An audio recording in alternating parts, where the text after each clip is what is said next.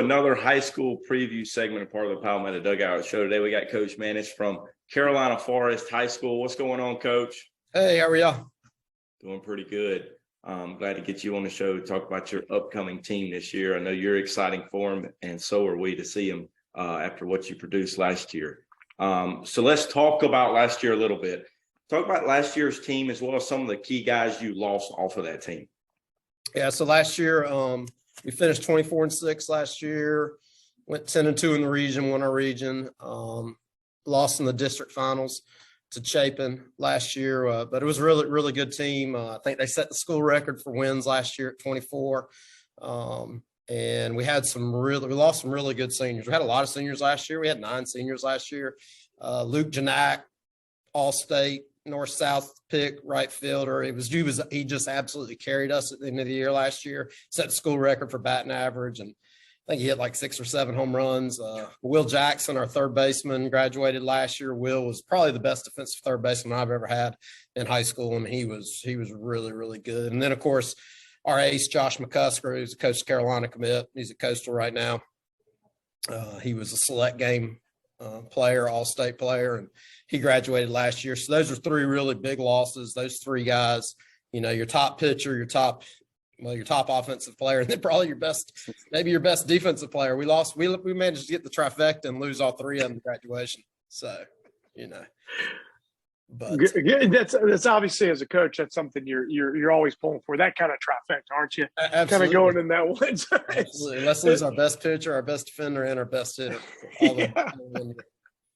Now, obviously, you guys, had an incredible year last year, and it didn't kind of finish how you wanted, but still a heck of a year. Right? You talk about, probably, breaking the school record for wins, and you losing some guys, but you guys do return a lot of guys as well. On top of that, kind of touch on some guys, returners, not only on the offensive side, but pitcher wise that you're excited to kind of look forward to going into the season.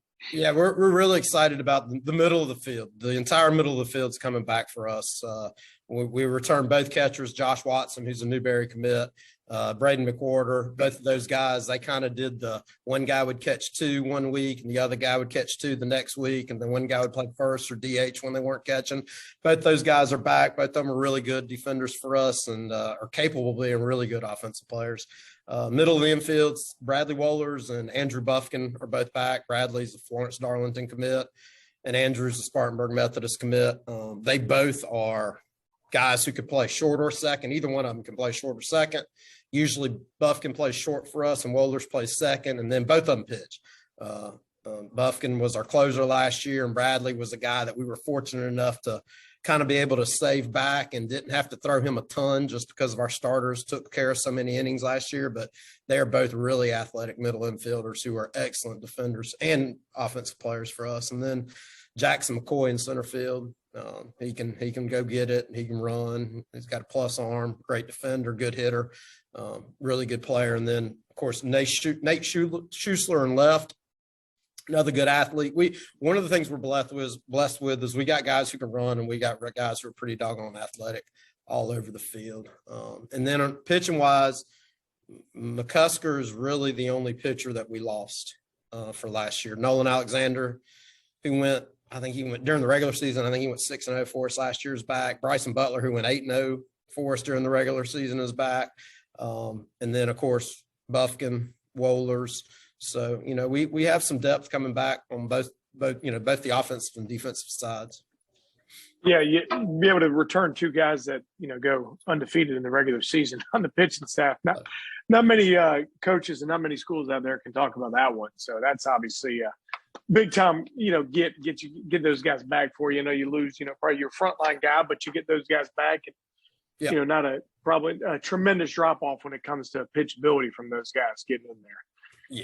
Yeah. But no, you talk about some of those returners and returning a lot of guys and returning that middle. Any newcomers, maybe guys that maybe were on the varsity last year, didn't play a lot, or maybe some junior varsity guys rolling in, or maybe any new guys into the program in general that you're looking forward to this year. Yeah, so we think we lost Luke Janak, our right fielder last year. We think Isaac Hand's probably going to take that position this year. Isaac was a guy who probably, if I was at some of the other schools I'd been at, he would have started for us and played a lot, probably hit at the top of the order for us. We were just really blessed. A lot of good players last year. So I'd look for Isaac Hand to have a shot of winning the right field job. Third base, Bobby Jones, who was he was our JV shortstop last year. We think he's going to come in third base and compete with Casey Soyson for the third base job. Both of those guys were on the JV last year, both of them are juniors this year. Between those two, we think one of them will win that job. And then first base, when Josh Watson's when he's catching, first base is sort of a area that's up in the air. But I think that we'll figure that one out. But on the pitching side, Jordan Montez, he was a JV guy, came up during the playoffs last year and pitched a couple innings in the playoffs for us. We really like him, and we think he's got a shot of contributing. And then a freshman, Parker Revis. And we think Parker's going to be able to play some middle infield for us and definitely help us on the mound this year. So those are the guys. Those are as of right now, kind of the newcomers or non-starters who we think can help us in 23. Yeah, you seems like you got a lot of talent coming back, as well as some new guys ready to step up in some of those roles. And we talked about it right before we got on here. You're going to see what you're made of early. You're in the IP Classic. Talk about you play Berkeley, Flora, and Georgetown, but you also have another big tournament with spring break. Y'all guys are in the Diamond Invitational. No, so we're actually going to Mingo Bay. Okay, you're going to Mingo Bay. Yeah. Okay, so how does you play a tough schedule? How does that prepare you for later in the season? Well, I think that was I think that's why I did what I did last year. We didn't have a guy who played in a South Carolina high school league playoff game on our roster last year, with the exception of Andrew Buffkin, but he didn't do that at Carolina Forest. He was a transfer to us. So, last year was about making the playoffs, winning the region. Those were the things that we hammered home with those guys. And I thought that when we got into the playoffs, the moment might've been a little bit too big for us, just because number one, we didn't have anybody who'd ever played in a playoff game. And everybody knows that a playoff game is different than a regular season game or a tournament game or any of those things. It's different when you get there. So this year was all about preparing us to make a deep run into the playoffs. Hopefully that's what the goal is. And not only do we have the IP and the Mingo Bay, but we're playing Dutch Fork non-region. We're playing North Myrtle Beach non-region. We play South Florence non-region. We're scrimmaging Somerville. We're scrimmaging Berkeley. We're scrimmaging some really tough opponents, and Gray Collegiate. We're going to scrimmage Gray Collegiate. We've tried to produce the toughest schedule we could possibly play. Number one, to get us ready for our region, because I think our region is going to be good again this year. And number two, for the playoffs. Yeah, no doubt. And building off that a little bit, what do you talk to your guys as far as expectations and what you expect for this upcoming season, building off of last year? From day one, we told them the expectations were to compete for a state championship.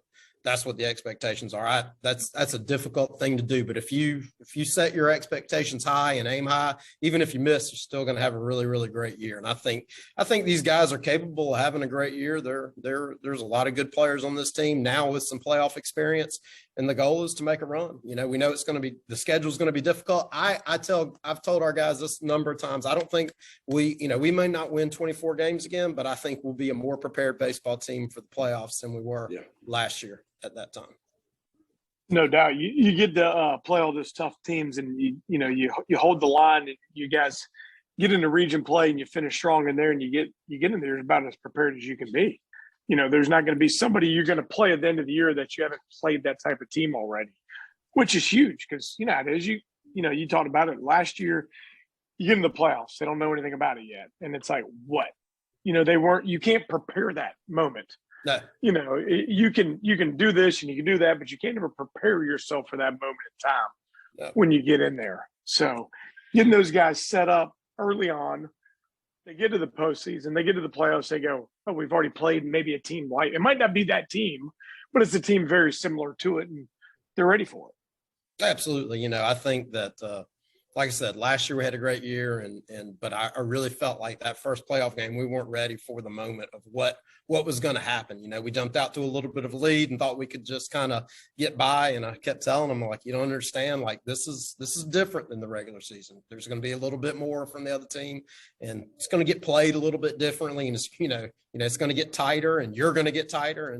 That's what the goal is right now, is to play the best. And when you get to the playoffs, you can say either I'd face that guy or we face somebody like him, like you said. So no doubt. And that's what makes high school baseball so great, right? You get the atmospheres, you get the competitiveness, you get, the state of high school baseball here in South Carolina is so fun to be around, and you get in those environments, and it makes it neat for those kids. It makes it special for them. Absolutely. I mean, high school baseball in South Carolina is great. And, the playoff experience that our guys had last year, having to go on the road to Chapin in the district finals was really, that was really good for us in terms for next year, having to go do those things. So it's a different world. Yeah. Now you've before we kind of finish this thing off a little bit, you've bounced around. Let's talk about a little bit about the state of high school baseball here, right? You've kind of been, Midlands for a little bit. Now you're down to the beach, but just talk about in general, your thoughts overall, how the state of baseball has grown over the years, and the competitiveness and all that, with the great high school coaches in the state and also the players. Yeah. I mean, I think that South Carolina baseball, high school baseball is as good as anywhere in the Southeast. I mean, you've got some really good coaches in the state, whether it's the Beach or Charleston or the Midlands or the Upstate. There's a lot of really good coaches, and rarely are you just going to be able to go out coach somebody. I mean, it's going to come down to having good players who are fundamentally sound, to play the game hard in your system the right way. And, I've seen, the kids today, they're better than when we played in terms of when they get to play baseball year round, if they want to, their weight training, all the things that their high school coaches and outside coaches do with them. They're better athletes than we were when we were growing up. And, I think that just equates to what they can do, their abilities, and, how many good players we have in this state. Because, there are times where, you hear about a lot of good players, but then you go somewhere and you play somebody and you're like, man, that kid was like 86. And I've never heard his name before. And he was, his slider was really good. I don't even know who he is. So it kind of tells you how good, players are in this state.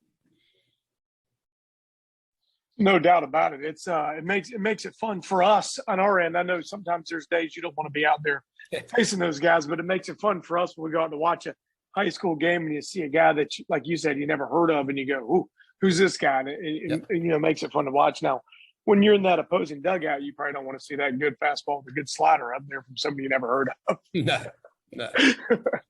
Well, good. Well, we're excited for another year to come out and watch you guys play and hopefully make a deep run. So we appreciate you hopping on and all you've done for high school baseball here in this great state. No, thank you, and thank y'all for your coverage and what y'all do for high school baseball, and not only the players but also the coaches and the teams and the programs. And we really appreciate it. And thanks for having me on. Thank you.